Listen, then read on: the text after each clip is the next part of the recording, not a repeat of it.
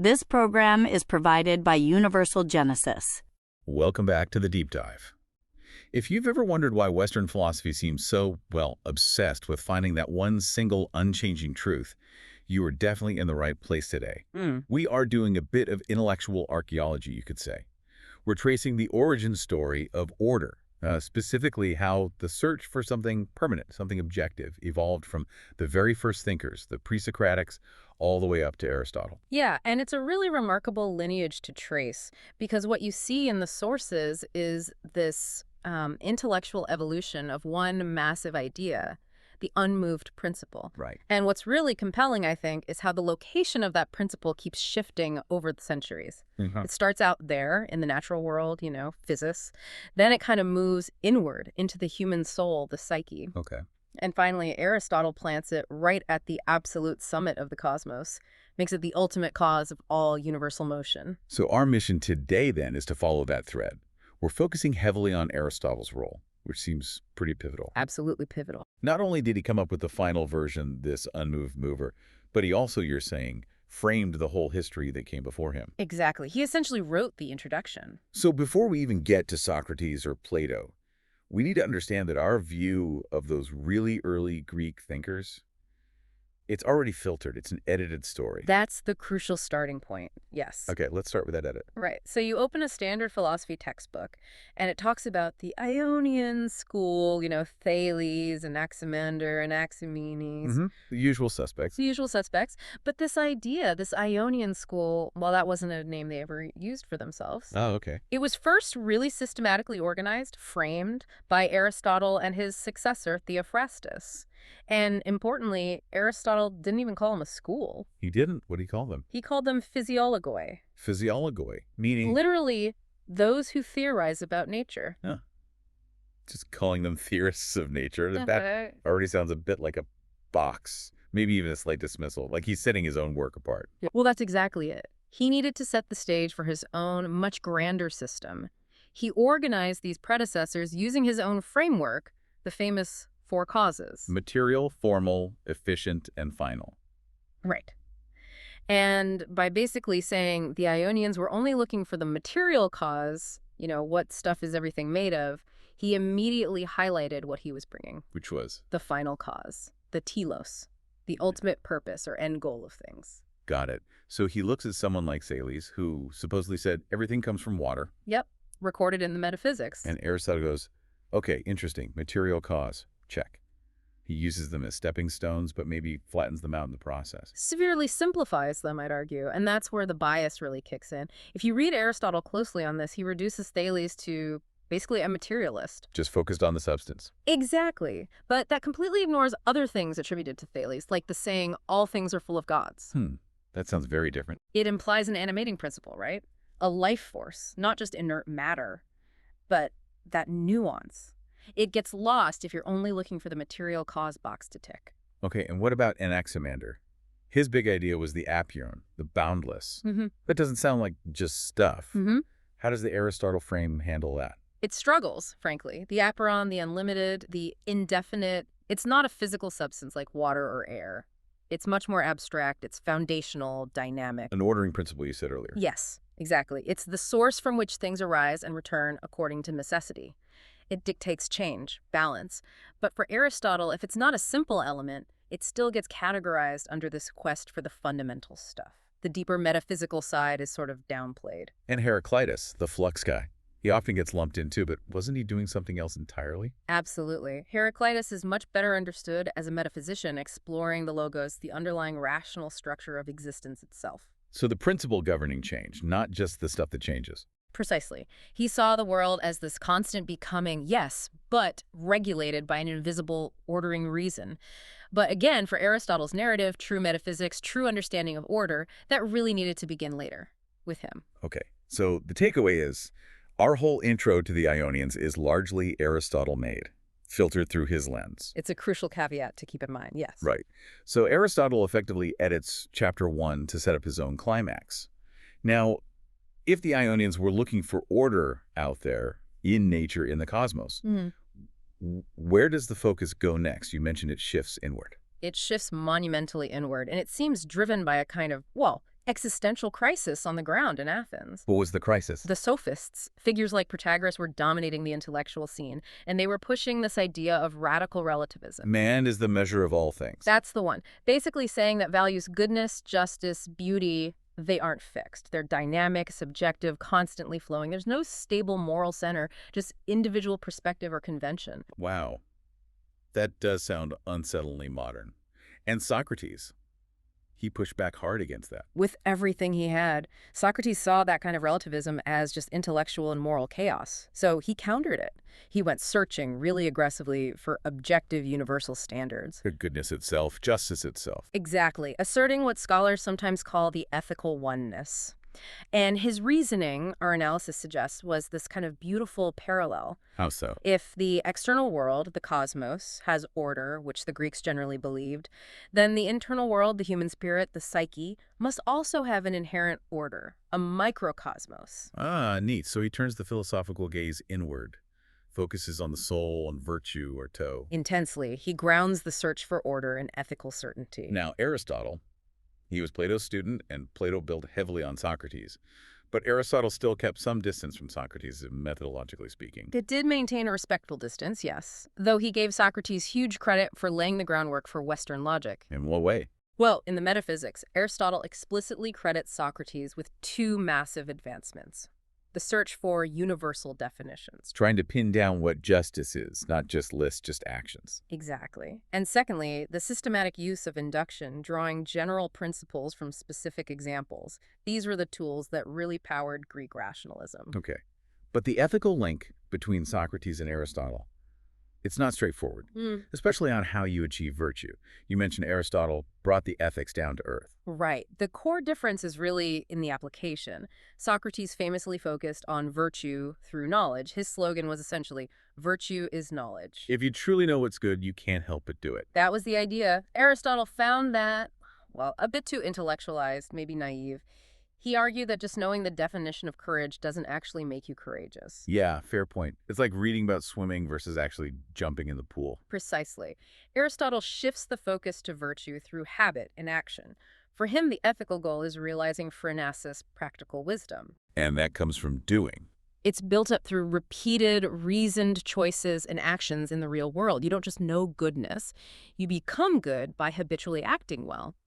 So, the goal, universal goodness, is shared, but the path shifts dramatically from knowing to doing, from intellectual insight to lived experience. Okay, so we've gone from nature to the soul.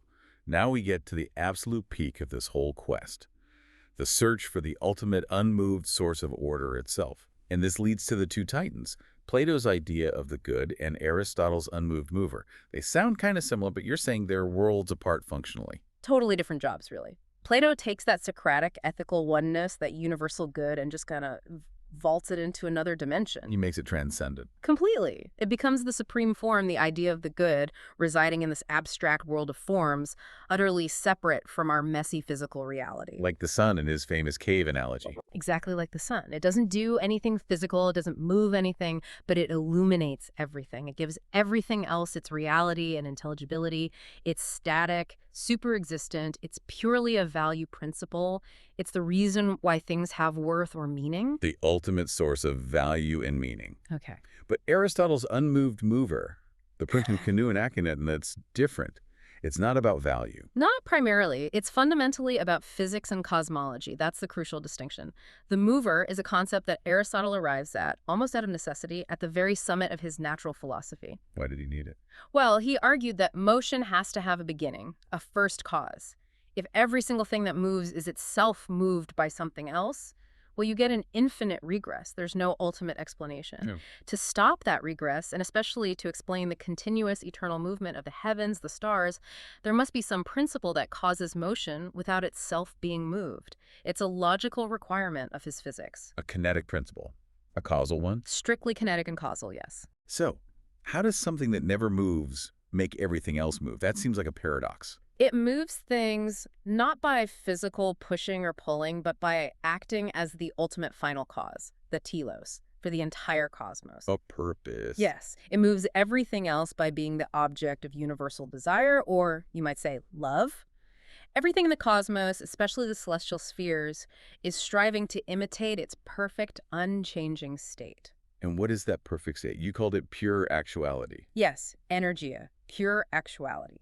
To get this, you have to remember Aristotle's distinction between potentiality dynamis and actuality, energia. Right, like an acorn is potentially an oak tree. Exactly. Everything in our world is a mix of what it is, actuality, and what it could be, potentiality. But the unmoved mover, it has no potentiality left. It's fully realized. Perfect. It's pure thought thinking itself. Oh, okay, self-sufficient perfection. A perfect state of being, and everything else in the universe is drawn towards that perfection, trying to realize its own potentiality as fully as possible. The mover is the ultimate endpoint of that drive. So, summing up the contrast, Plato's good is static, transcendent, the source of value, separate from the world.